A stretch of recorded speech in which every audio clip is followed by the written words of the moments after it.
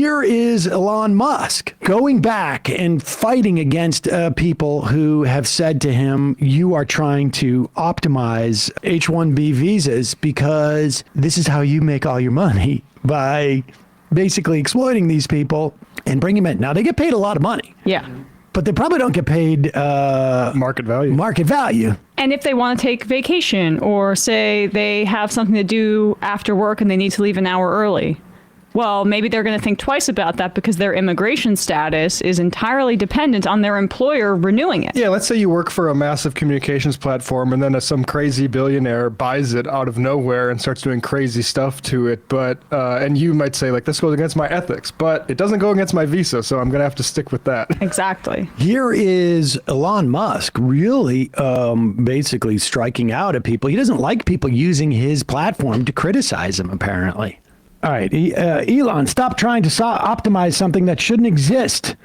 Everyone's been trained in high school and college, and you answer the question. Convenient logic. Here, let's listen to what the response is to. The sort of 5-step process. First, make your requirements less dumb. Your requirements are definitely dumb. It does not matter who gave them to you. It's particularly dangerous if a smart person gave you the requirements, because you might not question them enough. This is just engineering stuff, no matter right? who you are, everyone's wrong some of the time. So make your requirements less dumb. Then try very hard to delete the part or process. This is actually very important. If you're not occasionally adding things back in, you are not deleting enough. Right. The bias tends to be very strongly towards let's add this part or process step in case we need it. But you can basically make in-case arguments for so many things, and for a rocket that is. Okay. So the caption is just basically criticizing him, right? For basically saying apply your engineering shtick to this immigration stuff. Right, which is sociopathic. And he responded and took the side of Vivek, basically saying the reason I'm in America along with so many critical people who built SpaceX, Tesla, and hundreds of other companies that made America strong is because of H-1B. Take a big step back and F yourselves in the face. I will go to war on this issue, the likes of which you cannot possibly comprehend. No. So that's the fissure, is in between the people. When we played that video earlier of that attack in New Orleans, that he's not white, but he's American, was born in Texas. It doesn't matter, though. They're making it an immigration problem. That is the fissure between the capitalist gods like Elon Musk, who are running the party, and the rank and file MAGA Republicans, rank and file Republicans, who are just nativists and racist, and they don't really care about what he's trying to say, which is like, don't you guys care that these visas help us make more money? Don't you care that we can bring in these people who are highly skilled and hold their immigration status over them so they can be the most productive workers for us and make all this money? But they're like, no, we don't care. That's what the Trump base says.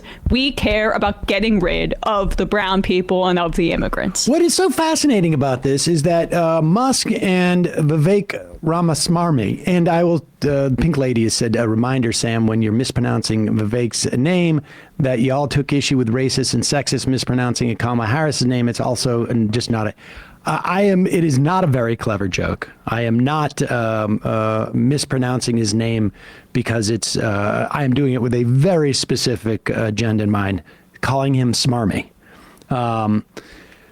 So what Musk and Ramaswamy seem to be saying here is that, look, there are aspects of cultures outside of America that breed excellence.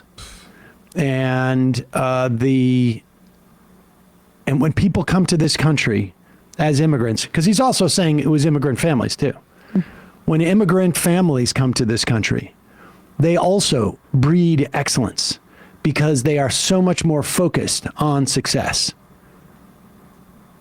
If this is a function of immigrants, right? They're just saying immigrants. They're not saying rich immigrants.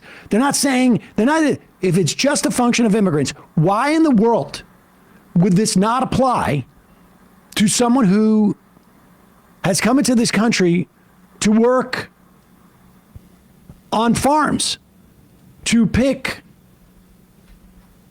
peaches, to work in construction, to work wherever they are working. They have the same ethic, according to Vivek and Elon.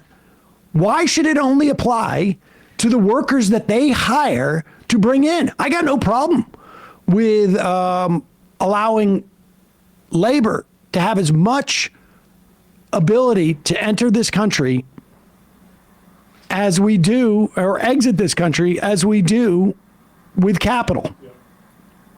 That's all well and good. And if we're to take their argument seriously, that there is a culture that these immigrants have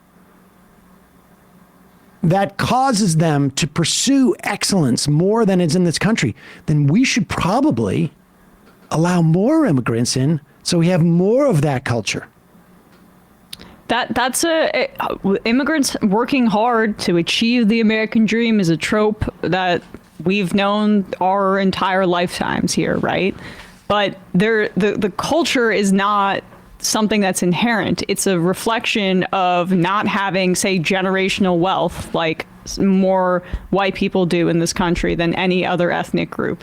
It's a function of the fact that they have been uprooted and are starting from scratch and have no choice but to work as hard as they can and to make as much money and to live and have kind of things like vacation or off time or family time much less than most Americans. And what the freaks like Elon Musk and Ramaswamy are saying are that they want more of that. They want to engender more desperation, whether it be via the threat of deportation for undocumented workers, or whether it be through programs like H-1B.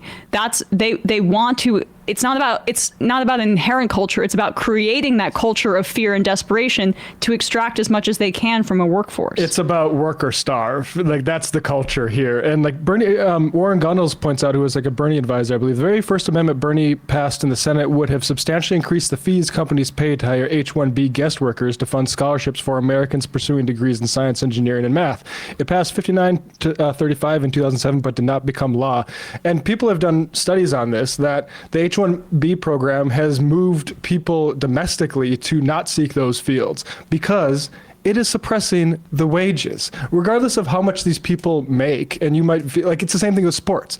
It is serving the capitalists at top, both the people picking stuff out of fields and the guys doing code for 80 hours a week.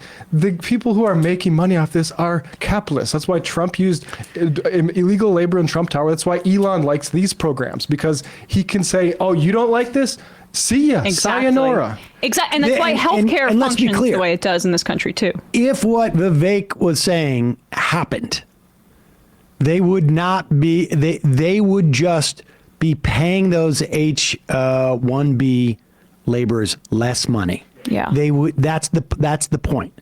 They have the ability to just. It is a race to the bottom, because they know that these imported workers will take 5% less of whatever the market rate is, maybe 10%. And and if you know that you're competing against their ability to import workers specifically for a job that you're competing for, you know that you are going to lose because people are just as smart everywhere. If they get the proper education, and B, then it just comes down to which one of us is going to be cheaper. And which one, not just going to be cheaper, which one's going to be more controllable. Yep. Because these people can't get up and go and say, hey, you know what? You're being a jerk. I'm going to leave Tesla and I'm going to go work at, I don't know, Microsoft. They can't do that. Yeah, this guy's a Nazi. I don't know if I want to unban him. It looks like we banned them for a good reason. It's like, well, look at the terms of your visa. Also, what happened leading up to the 90s that Vivek was referring to that may have engendered this culture that he's talking about? And again, it's not culture. We degraded as a society because we slashed taxes for the wealthy and deregulated everything during that time period and left the doors open for industry to do whatever they wanted. That's part of why people feel this alienation that he's gesturing towards. And then at the end of the day, He's just using it for more exploitation. Hey, folks, don't forget to hit the subscribe button and check out our daily show. We do it every day at 12 p.m. Eastern for about 2.5 hours. We even take phone calls. You should check that out.